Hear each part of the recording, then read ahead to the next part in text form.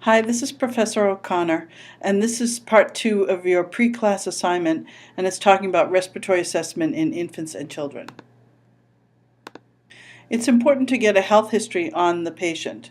And looking at past medical history, you need to ask about any history of recurrent colds, sore throats, prematurity, respiratory dysfunction at birth, poor weight gain, a history of recurrent respiratory illnesses, or chronic lung disease. In addition, you want to ask about a family history, looking specifically for any significant chronic respiratory disorders like asthma or infectious exposure. The next step is to get a history of the present illness. So you would want to ask about the onset and the progression of the illness. Is there a fever, any nasal congestion, or any noisy breathing? Is there a presence of and description of a cough? Are there rapid respirations? Is there an increased work of breathing? Are there ear, nose, sinus, or throat pain? Is the baby or child pulling at their ear? Do they have a headache? Is there vomiting when they're coughing? Are they feeding well, or is it poor feeding? Are they lethargic? And is there any exposure to secondhand smoke? The next step is inspection and observation. So you want to look for the child's color, inspect the nasal and oral cavities, listen for a cough, and listen for any adventitious breath sounds. Look at their respiratory effort. Notice if there are any retractions. Observe if the child has any anxiety or restlessness. Look to see if there's any clubbing of the fingers, and assess what the hydration status is.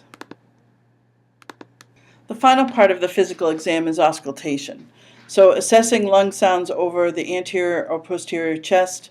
Listen along the mid-axillary line, as when you put a stethoscope down on a infant or young toddler's chest, you actually hear everything. Note the adequacy of aeration. Normal breath sounds should sound tubular and be equal bilaterally.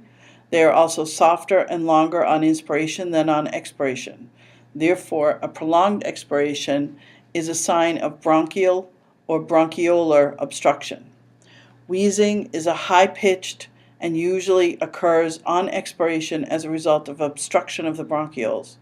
Rales are crackling sounds that occur when the alveoli become filled with fluid, such as with pneumonia. And note the location of adventitious sounds and timing.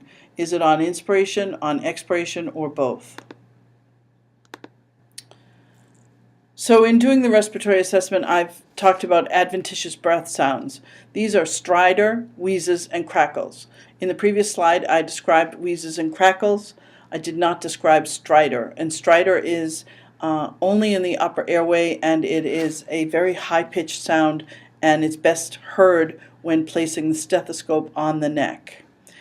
We also want to look at respiratory mechanics. So these would be nasal flaring, and you can see on the picture that's on this slide that there are normal nostrils and flared nostrils, and you can see the difference. Retractions I'll actually be getting into, and then there's also grunting, and I have a couple of video clips that will be showing you the differences between those, so it would be very beneficial for you to look at those video clips. You're also going to assess their work of breathing, what's their interaction with the environment, what is their hydration status, and what are the vital signs.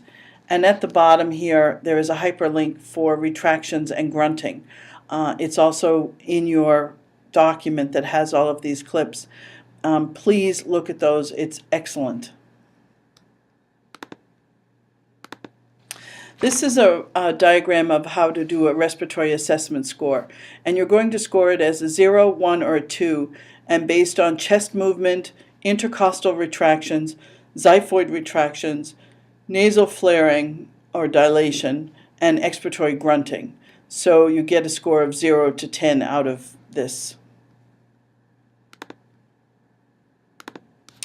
This picture is from your textbook, and it's actually showing you the 5 different places where you can see retractions and what the name of those retractions are.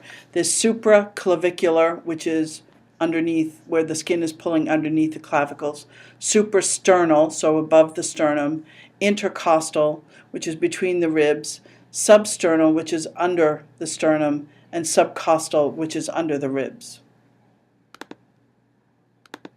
This is the photo of an infant who is actually intubated and having substernal retractions, and you can see a huge depression right at the base of the sternum. This is a drawing from your textbook showing the different types of retractions, and you have synchronized respirations, you have lag-on respirations, and you have seesaw respirations where the stomach and the chest are actually in opposition to each other. There is also a YouTube clip that's hyperlinked here that will show you on a real baby what seesaw retractions look like. Continuing the physical exam, percussion, you're going to note sounds that are not resonant in nature, and flat or dull sounds would be heard over partially consolidated lung tissue. For palpation, you want to palpate the sinuses and look for enlargement or tenderness of the lymph nodes. Document alterations and look for tactile fremitus, which could be decreased if the child has a barrel chest, such as with cystic fibrosis. Absent fremitus would be found with pneumothorax or atelectasis. And you want to compare and contrast the central and peripheral pulses. Note the quality of the pulse and the rate. And if there's significant respiratory distress, perfusion is also compromised, and that's why you're looking at those things.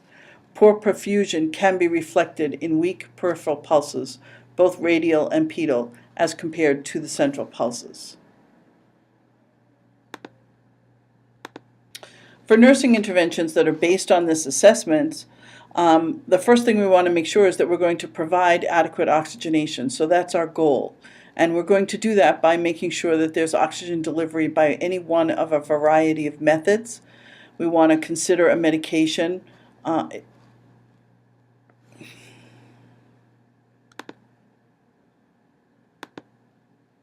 3, 2, 1.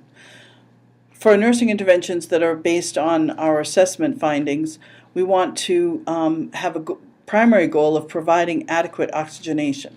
So to do that, we need to make sure that oxygen delivery is by any one of a variety of methods, but please remember that it is considered a medication and requires an MD order.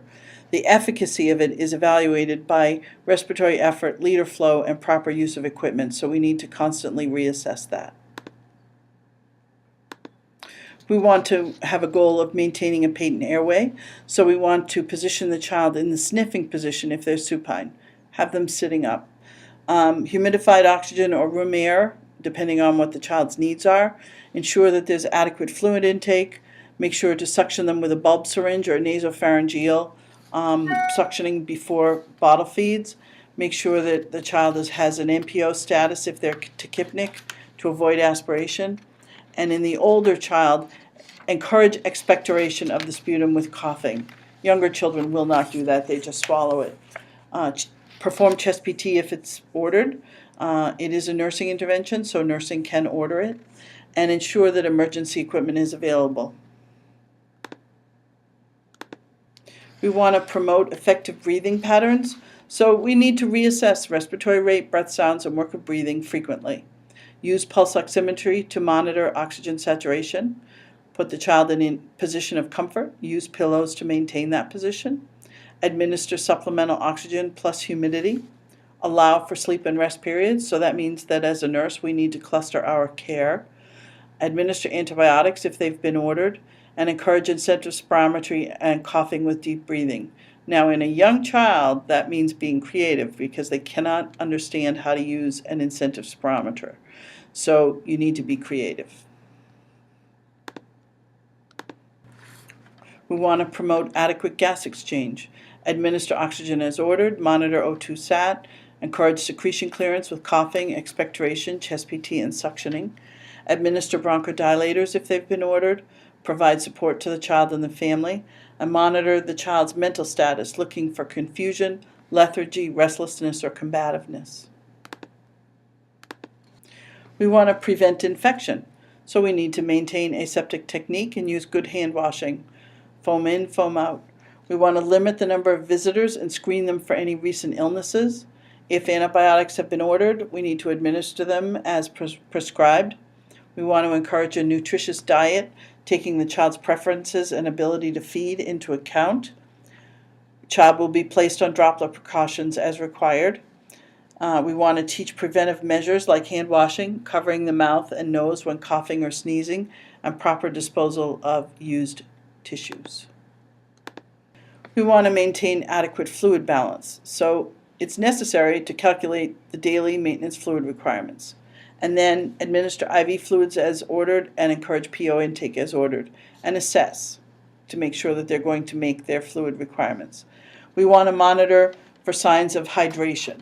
The skin turgor, we're looking for moist mucosa, a flat anterior fontanelle, and an adequate urine output of a magic number of 1 ml per kilo per hour.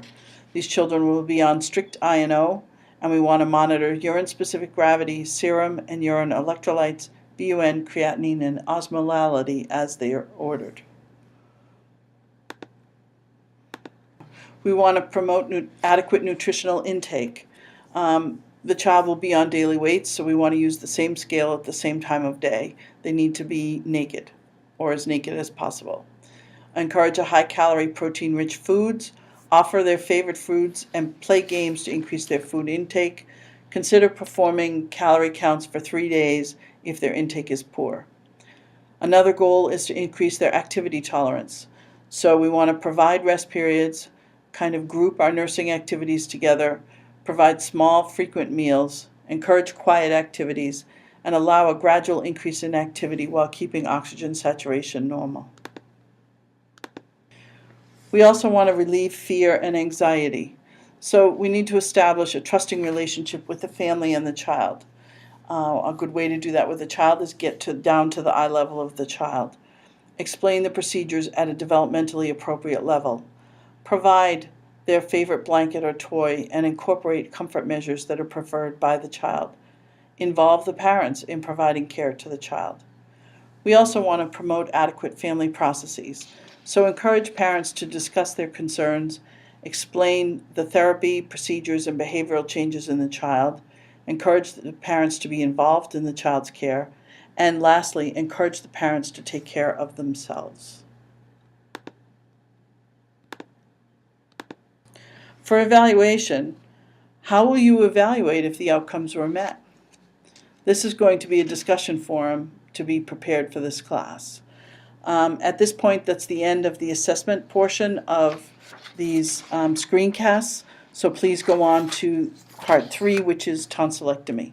Thank you so much for your attention.